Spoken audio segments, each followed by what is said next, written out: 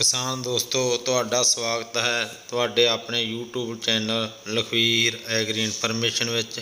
ਸੋ ਅੱਜ ਆਪਾਂ ਪਹੁੰਚੇ ਹਾਂ ਭਾਰਤੀ ਐਗਰੀਕਲਚਰ ਖੋਜ ਇੰਸਟੀਚਿਊਟ ਜੋ ਕਿ IARI ਨਵੀਂ ਦਿੱਲੀ, ਤੇ ਉੱਥੇ ਆਪਾਂ ਉੱਥੋਂ ਦੇ ਡਾਇਰੈਕਟਰ ਸਾਹਿਬਾਨ डॉक्टर अशोक कुमार सिंह जी नाल मिलते हाँ, जो उत्थों दियां बासपति दियां खोजां अते जो नवीं किस्म आईयां हन उन्हां दे संबंध विच आपां डॉक्टर अशोक कुमार सिंह जी नूं मिलते हाँ।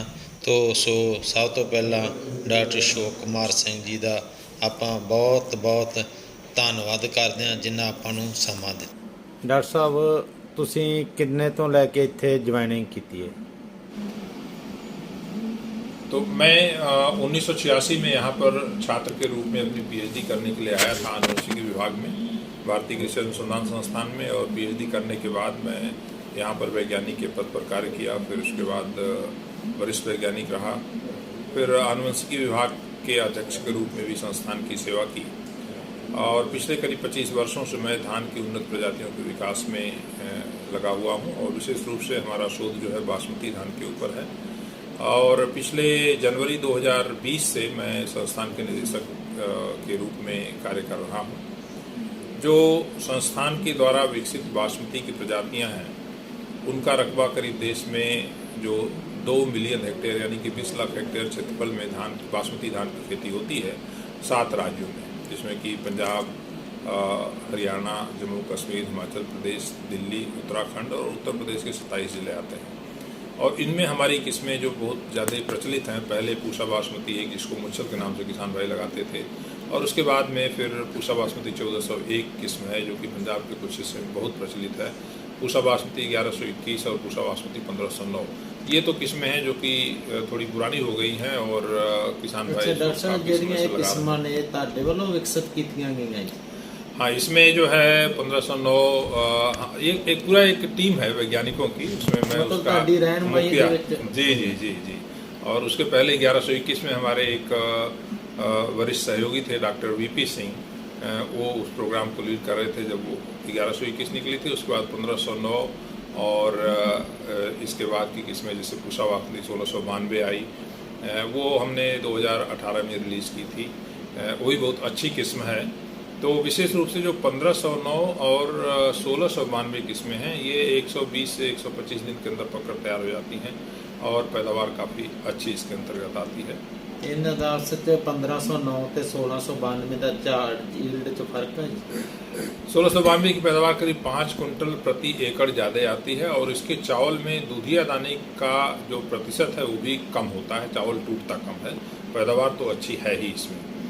और इसके अलावे मैं ये बताना चाहूँगा कि जो हमारी ये जितनी किस्में प्रचलित किस्में हैं, चाहे वो 1121 हो, 1509 हो या 1692 हो, एक समस्या इनमें रही है कि जो 2 बीमारियां धान में मुख्य रूप से लगती हैं, जिसमें कि पत्ती का झुलसा रोग जिसको BLB या बैक्टीरियल ब्लाइट कहते हैं, और ब्लास्ट की बीमारी जिसको हम झोंका रोग बोलते हैं या गर्दन तोड़ बोलते हैं, या पत्ती का ब्लास्ट आता है। तो इनके वजह से काफ़ी नुकसान होता है, और किसान भाई करीब 4-4.5 हज़ार रुपये तो प्रति एकड़ जो है दवा में खर्चा लग जाता है। और इससे एक और नुकसान है कि कई बार दवा सही तरीके से सही समय पर सही दवा का छिड़काव नहीं किया गया तो दवा का अवशेष भी रह जाता है। इसके चलते हमारा बासमती चावल जब दूसरे मुल्कों में जाता है, खासकर यूरोपियन यूनियन में, तो चावल पेस्टिसाइड रेजिड्यू होने के कारण कई बार रिजेक्शन हो जाता है। तो ये ज़रूरी है कि हम एक तो फसल की देखरेख अच्छी करें, और इसको ध्यान में रखते हुए हम लोगों ने अब जो नई किस्में विकसित की हैं, 3 किस्में हमने अभी हाल में विकसित की है, जिसका बीज इस वर्ष किसान भाइयों को हम लोगों ने 1-1 किलो की पैकिंग में दिया था। दरअसल किहड़ियां आप 3 किस्मां नवीं विकसित कीतियां, किस्त बासमती तो बदल दी। तो इसमें हम पहली बात करेंगे सबसे पहले पूसा बासमती 1509 की, और इसका सुधार करके हमने पूसा बासमती 1847 नई किस्म निकाली है, जो कि इसके अंदर पत्ती के झुलसा और झोंका रोग के लिए प्रतिरोधी क्षमता है। उसी प्रकार से पूसा बासमती 1885 जो कि पूसा बासमती 1121 का सुधार करके बनाई गई है, और पूसा बासमती 1886 जो कि पूसा बासमती 1401 का सुधार करके बनाई गई है। और ये तीनों नई किस्मों में झुलसा और झोंका रोग नहीं लगता है। ब्लास्ट की बीमारी और BLB ये दोनों नहीं लगता है। तो इस वजह से ये इस बार हमने क्या किया था, किसान मेले में किसान भाइयों से अनुरोध किया था, क्योंकि बीज सीमित था, तो जो किसान मेले में आए थे उनको 1 किलोग्राम बीज इन तीनों किस्मों का दिया था। और उनसे ये भी अनुरोध किया था कि जब इनको आप लगाएं तो इसके साथ जिन किस्मों से इसको निकाला गया है उसको भी साथ में लगाएं। जैसे 1509 अगर लगाते हैं तो उसके साथ जब 1847 लगाएंगे एक ही खेत में, तो आप खुद देख करके आपको पता चल जाएगा कि दोनों के बीच में कितना फर्क है। उसी तरह से 1121 के साथ 1885 और 1401 के साथ 1886, तो ये काम किसान भाई जरूर करें। और एक सब इनके नाल जेड़ा ਆਪਾਂ ਨੂੰ ਝਾੜ 'ਚ फर्क पऊगा ਜਿਹੜੇ ਆਪਾਂ सुधार ਕੀਤਾ जैसा कि मैंने बताया कि इन किस्मों में झुलसा और झोंका रोग नहीं आता है, तो बीमारी आने की वजह से जो पैदावार में कमी आती थी, पहली बात तो वो कमी पैदावार में नहीं आएगी अगर बीमारी आती है। दूसरा, दवा छिड़काव करने में जो पैसा लगता था उसकी सीधी बचत होगी। चावल जो उत्पादन होगा उसकी गुणवत्ता अच्छी होगी। तो आजकल बहुत सारे एक्सपोर्टर्स जो है किसानों के खेत से जो है धान खरीद कर ले आ रहे हैं रेजिड्यू टेस्टिंग कराने के बाद। जो है झाड़ की जहाँ तक बात है, उसमें जो हमारा अखिल भारतीय स्तर पर परीक्षण किया गया था उसमें 1847 की पैदावार जो है वो 1509 से ज़्यादा है, करीब 5 कुंटल के आसपास। 1886 और 1885 जो है वो 1401 और 1121 के बराबर इनकी पैदावार है। डॉक्टर साहब ਜਿਹੜੀ 1121 ਆ ਤੇ ਆਪਾਂ 1885 ਕੱਢੀ, ਜਿਵੇਂ 1121 ਆਮ ਡਿੱਗ ਪੈਂਦੀ ਆ, ਕੀ ਉਹਦੇ ਨਾਲ ਹਾਈਟ ਦਾ ਕੋਈ ਫਰਕ ਪਿਆ ਹੈ ਸੁਧਾਰ ਨਾਲ?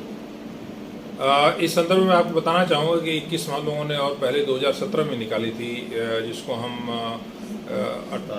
17-18 पूसा बासमती 17-18 के नाम से, वो भी 1121 का सुधार करके निकाली गई थी। तो उसका तना बहुत मजबूत है, थोड़ा सा ऊंचाई उसकी ज़्यादा होती है, लेकिन इसके बावजूद भी वो किस्म गिरती नहीं है। और ये किस्म जो है इसकी ऊंचाई तो 1121 के बराबर ही है। और इसलिए हम अनुरोध करें किसान भाइयों से, जब आप इसको लगाएंगे तो आप जो नत्रजन का प्रयोग, खासकर यूरिया का प्रयोग जो है ज़रा आप सोच विचार के करेंगे। बहुत ज़्यादा डालेंगे जरूर यूरिया की नहीं है, जैसे 1121 में आप डालते थे। कई बार किसान 3 कट्टा 4 कट्टा यूरिया 1 एकड़ में डाल देते हैं, तो उसमें फसल को गिरना ही है और बीमारियों का फिर बहुत ज़्यादा प्रकोप हो जाता है, चाहे झुलसा रोग हो, चाहे झोंका रोग हो या गुतान झुलसा हो, जिसको हम सीड ब्लाइट बोलते हैं। तो नाइट्रोजन को आप इसमें करीब 1 से लेकर के 1.5 कट्टे के आसपास 1 एकड़ में अगर डालेंगे, और वो भी देख लें कि आपका खेत जो है कितना मजबूत है, आलू का खेत है या कैसा है, उसके आधार पर आप निर्णय इसका लेंगे। डॉक्टर साहब ਆਪਾਂ ਜਿਹੜਾ ਨਵਾਂ ਵੀ ਸੀਡ ਦਿੱਤਾ, ਲਗਭਗ ਕਿੰਨੇ 100 किलो किसानों ने सीड 1 किलो वाला दिता? जो हमारे पास इसका बीज था, हमारे जो जितने किसान आए थे करीब करीब पहले दिन जो है 500 किसान के आसपास थे जो बीज लिए थे। और कुल मिलाकर के हमने करीब 3000 किसान जो है वो इनका बीज 1-1 किलो लेकर के गए। उसमें सभी किसान सभी किस्मों का नहीं ले गए, क्योंकि जो 1509 वाले किसान थे उनको हमने जो है साथ में इसको हमने तय किया था। 1509 के किसान को 1847 दिया था, 1121 वाले किसान जो है उनको हमने 1885 दिया था, और जो 1401 वाले किसान थे उनको 1886 दिया था। कोई किसान अगर तीनों किस्मों लगा रहे थे तो उनको हमने तीनों का बीज दिया था। डॉक्टर साहब एक ਇਹ ਜਿਹੜੀ ਚੀਜ਼ ਸੀਡ ਤੁਸੀਂ ਬਹੁਤ ਵਧੀਆ ਉਪਰਾਲਾ ਕਰ ਰਹੇ 1 ਕਿਲੋ ਦੇਣ ਨਾਲ, ਪਰ ਸਾਡੇ ਕੁਝ ਕਿਸਾਨ ਕੀ ਕਰਦੇ ਆ, ਸਾਡੇ ਪ੍ਰਮੋਟਰਾਂ ਤੋਂ ਲੈ ਕੇ ਡੁਪਲੀਕੇਟ ਵੀ ਉਹ ਜੇ ਬੀਜ ਤਾਂ ਇਸ ਸਾਲ ਆਪਾਂ ਰਿਲੀਜ਼ ਕੀਤਾ, ਉਹ ਹੁਣ ਅਗਲੇ ਸਾਲ ਹੀ ਵੱਡੇ ਵੱਡੇ ਪ੍ਰਮੋਟਰ ਹਜ਼ਾਰਾਂ ਏਕੜ ਦਾ ਸੀਡ ਵੇਚਣ ਲਈ ਤਿਆਰ ਹੋਣ, ਜਿਹਦੇ 'ਚ ਕਿਸਾਨਾਂ ਦਾ ਬਹੁਤ ਹੀ ਵੱਡਾ ਨੁਕਸਾਨ ਹੁੰਦਾ। ਜਿਵੇਂ ਕਿ ਪਿਛਲੇ ਸਾਲ 303 ਦਾ ਸੀਡ ਕਣਕ ਦਾ ਦਿੱਤਾ ਸੀ, ਬਹੁਤ ਕਮ ਸੀਡ ਦਿੱਤਾ ਸੀ ਕਰਨਾਲ ਤੋਂ DBWR ਨੇ। ਇਸ ਸਾਲ ਸਾਡੇ ਹੀ ਪਿੰਡ ਦੇ ਵਿੱਚ ਕਈ ਕਿਸਾਨਾਂ ਨੇ ਬੀਜ ਬੀਜਿਆ, ਉਹ ਸਾਨੂੰ ਕਹਿੰਦੇ ਤੁਸੀਂ ਬੀਜ ਗਲਤ ਲਿਆ। ਜਦੋਂ ਬੀਜ ਦਾ ਮੁਲਾਂਕਣ ਕੀਤਾ ਗਿਆ ਤਾਂ ਉਹਨਾਂ ਦਾ ਬੀਜ ਡੁਪਲੀਕੇਟ ਨਿਕਲਿਆ, ਤੇ ਉਹਨਾਂ ਨੇ ਵੀ ਇੱਕ ਪਿੰਡ ਦੇ ਵਿੱਚ 20 ਕਿਸਾਨਾਂ ਨੂੰ ਬੀਜ ਵੇਚਤਾ ਹੈ। ਉਸ ਵਿੱਚ ਬਹੁਤ ਵੱਡਾ ਨੁਕਸਾਨ। ਤੁਸੀਂ ਕੀ ਕਿਸਾਨਾਂ ਨੂੰ ਕਹਿਣਾ ਚਾਹੁੰਦੇ ਵੀ ਸੀਡ ਕਿੱਥੋਂ, ਨਵਾਂ ਸੀਡ ਆ 2 ਸਾਲ कितों खरीदन जिनके नाल सानू वधिया बेनिफिट? बिल्कुल, तो मैं इस संदर्भ में यही कहना चाहूँगा कि जो हमारा उद्देश्य था कि ज़्यादा से ज़्यादा किसानों को हम 1 किलो बीज दें, मात्रा हमने इसीलिए कम रखी कि हम ज़्यादा से ज़्यादा किसानों तक पहुँच सकें। अब ये मान के चलिए कि अगर 1 किलो बीज को आप ढंग से लगाते हैं तो इससे कम आपका जो है 5 कुंटल बीज पैदा हो जाएगा। और 5 कुंटल बीज आपके लिए इतना पर्याप्त होगा कि सिर्फ आपकी ही आवश्यकता नहीं, धान में आपके पड़ोसियों की भी आवश्यकता पूरी हो जाएगी। तो जो किसान हमारे मेले से बीज ले गए हैं उनसे हम यह भी अनुरोध करेंगे कि जो बीज वो इससे पैदा करेंगे अपने तो लगाएं अगले साल, और अपने जो पड़ोसी किसान हैं उनको ये बीज दें, किसी कंपनी वाले को ये बीज न दें किसान भाई। और रही जहाँ तक दूसरी बात की जो दूसरे लोग अनाधिकृत तरीके से बीज लेकर के बाजार में आ जाते हैं, तो हमने अभी तक किसी को इसका बीज नहीं दिया है। अगर कोई ये कहता है कि हम जो है 1885, 1886, 1847 का बीज दे रहे हैं तो वो झूठ बोल रहा है, किसान को झांसा देने की कोशिश कर रहा है। ऐसे लोगों की शिकायत रिपोर्ट आप हमें बताइए और उनके खिलाफ हम सख्त कार्रवाई करेंगे। हम जो है राज्य सरकार को भी, पंजाब सरकार को भी लिख करके देते हैं कि उन्हीं लोगों का सर्टिफिकेशन प्रोग्राम में लिया जाए जो कि हमारे यहाँ से अधिकृत तरीके से बीज जो है लिए हैं, उन्हीं कंपनीज का सर्टिफिकेशन करवाएं, किसी और का सर्टिफिकेशन नहीं करवाएं। तो हमारा अनुरोध है किसान भाइयों से कि इस प्रकार के लोगों के चक्कर में बिल्कुल मत पड़िए, क्योंकि वो आपको क्या करेंगे कि 1121 का बीज 1885 के नाम से दे देंगे। देख करके आपको बहुत ज़्यादा फर्क नहीं पता चलेगा, क्योंकि दोनों किस्में एक जैसी हैं। सिर्फ फ़र्क यह है कि उसमें पत्ती का झुलसा और झोंका रोग 1885 में नहीं आता है। उसी तरह से बाकी भी जो है 1886, 1401 में आपको देख के फ़र्क करना मुश्किल होगा। 1847 और 1509 में देख करके फ़र्क करना मुश्किल होगा शुल्क व्यवस्था में। तो इसलिए आप किसी के झांसे में नहीं आइए, और हमारे यहाँ से बीज जो किसान ले गए हैं वो किसान भाई अपने पड़ोसियों को भी दें। और अब हम इसका बीज इतनी ज़्यादा मात्रा में पैदा कर लेंगे कि आगे कोई दिक्कत नहीं आएगी। और साथ ही साथ कुछ जो निजी क्षेत्र की कंपनीज हैं जिनके साथ हम लाइसेंस कर रहे हैं बीज उत्पादन के लिए, वो भी बीज उत्पादन का कार्य करेंगी। तो जल्दी ही हम लोग किसानों की आवश्यकता को पूरा कर पाएंगे। ਤੁਹਾਡਾ ਬਹੁਤ ਬਹੁਤ ਧੰਨਵਾਦ।